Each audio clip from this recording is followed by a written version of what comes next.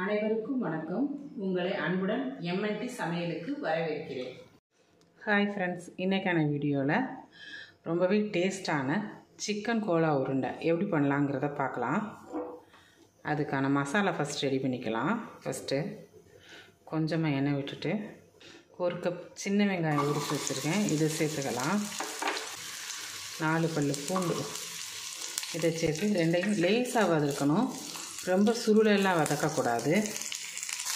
இந்த அளவு கண்ணாடி பதத்துக்கு வதக்கவும் ஒரு 1/2 ஸ்பூன் சோம்பு இதை சேர்த்துக்கலாம்.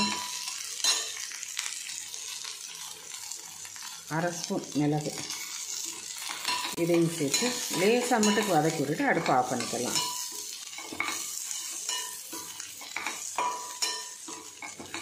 அவ்வளோதான். இந்த மசாலா எல்லாமே நல்லா ஆறட்டும். அதுக்கடையில் காஞ்ச மிக்ஸி ஜாடியில் ஒரு கப்பு பொரிகடலை இதை நல்லா பவுட்ரு போல் அரைச்சி எடுத்துக்கலாம். இப்போ பொரியலையே நல்லா பவுட்ரு போல் அரைச்சி எடுத்துக்கிட்டாச்சு. அடுத்து ஒரு மிக்ஸி ஜாரில் கொஞ்சமாக தேங்காய் சீல் கட் பண்ணி வச்சுருக்கேன், இதை சேர்த்துக்கலாம். கருவேப்பிலை இதை ரெண்டையும் சேர்ந்து ஒரு சுற்றிக்கலாம். ஃபஸ்ட் வெங்காயம், வெள்ளைப்பூடு, சோம்பு, மிளகு இதை வதக்கி வச்சுருந்ததை இதோடு சேர்த்துக்கலாம். இதோட கொஞ்சமாக உப்பு சேர்த்து தண்ணி ஊற்றக்கூடாது, நல்லா அரைச்சிக்கலாம். இது எல்லாமே நல்லா அரைச்சாச்சு. தண்ணி ஒரு சுட்டு கூட ஊற்றக்கூடாது. சிக்கனை நல்லா கழுவிட்டு நல்லா தண்ணியெல்லாம் நல்லா பிழிஞ்சு வச்சுருக்கேன், இதை இதோடு சேர்த்துக்கலாம். இப்போ சிக்கன் எல்லாமே சேர்த்து நல்லா இப்படி பேஸ்ட் போல், வெங்காயத்துலேயும் வெள்ளைப்புள்ளி ஒரு நீர் சத்து இருக்குங்கிறதுனால இதை நம்ம தண்ணி ஊற்றவே தேவையில்லை. தண்ணி ஊற்றணும் அப்படின்னா கோலா உருண்டை நல்லபடியாக வராது. இதை ஒரு பவுலுக்கு மாற்றிக்கலாம். அரைச்சி வச்சுருந்தது எல்லாத்தையுமே இப்போ அரைச்சி வச்சுருந்ததில் நம்ம பவுடராக நுணுக்கி வச்சுருக்கோம் இல்லையா, பொரிகடலை மாவு, இதை சேர்த்துக்கலாம். பொரிகடலை மாவு சேர்த்துக்க இஷ்டம் இல்லை அப்படின்னா நம்ம கடலை மாவு சேர்த்துக்கலாம்.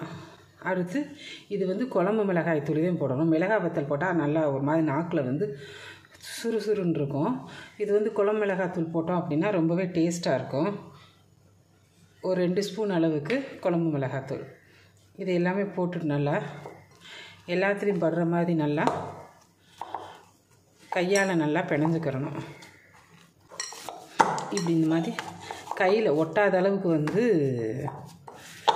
இது கோலாவை பிணைஞ்சிக்கிறணும். அப்போதான் நம்ம உருட்டுறதுக்கு நல்லா வரும். இதுக்கடுத்து நம்ம கொஞ்சமாக கையில் எண்ணெய்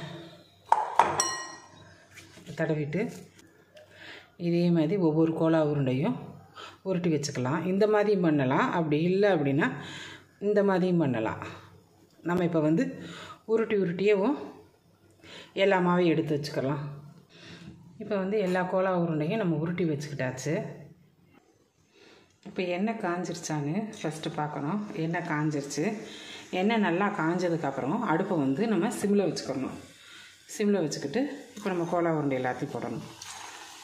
சிக்கன், மட்டன் இந்த மாதிரி ஏதாவது எண்ணெயில் ஃப்ரை பண்ணுறதா இருந்தால் எண்ணெய் அளவாக தான் ஊற்றிக்கிறணும். அந்த எண்ணெயை நம்ம பழையபடிக்கு நம்ம பிளங்கக்கூடாது. அன்றைக்கே ஏதாவது குழம்பு இதுக்காவது ஊற்றிட்டு அப்படியே கீழே ஊற்றிடணும். மிச்சம் இருந்தாலும் அதை ரீயூஸ் பண்ணக்கூடாது. இப்போ நல்லா சிம்லேயே வேக விட்டு லைட்டாக ஒரு பக்கம் லேசாக வெந்ததுக்கப்புறம் நம்ம பிரட்டி விடணும். இப்போ நம்ம கருவேப்பிலையை போட்டு அரைக்கிறதுக்கு வெங்காயம், வெள்ளைப்பூடு கூட போட்டு அரைச்சிடக்கூடாது. அப்படி அரைச்சோம் அப்படின்னா கருவேப்பிலை அறுபடாது. தேங்காய் சூடு கூட போட அரைச்சாதே கருவேப்பிலை அரைப்படும். அதே மாதிரி சிக்கன் அரைச்சிட்டு வெங்காயம், வெள்ளைப்பூடையை அரைக்கக்கூடாது. ஃபஸ்ட்டு வெங்காயம், வெள்ளைப்பூடு, சோம்பு இதெல்லாம் அரைச்சாதே நல்லா அறுபடும். அதில் நம்ம சிக்கனை போட்டோம் அப்படின்னா அந்த நீர் சத்தில் தண்ணியே இழுக்க தேவையில்லை. அப்படியே நல்லா சிக்கனும் நல்லா அரைச்சிரும். கோல்டன் ப்ரௌன் கலராக வந்துருச்சு, நம்ம எடுத்துக்கலாம். நல்லா வெந்துருச்சு. அடுத்து மீதம் இருக்கிற கோலா உருண்டையும் இதே மாதிரி போட்டு எடுத்துக்கலாம். சூப்பரான சுவையான சிக்கன் கோலா உருண்டை ரெடி ஆயிடுச்சு.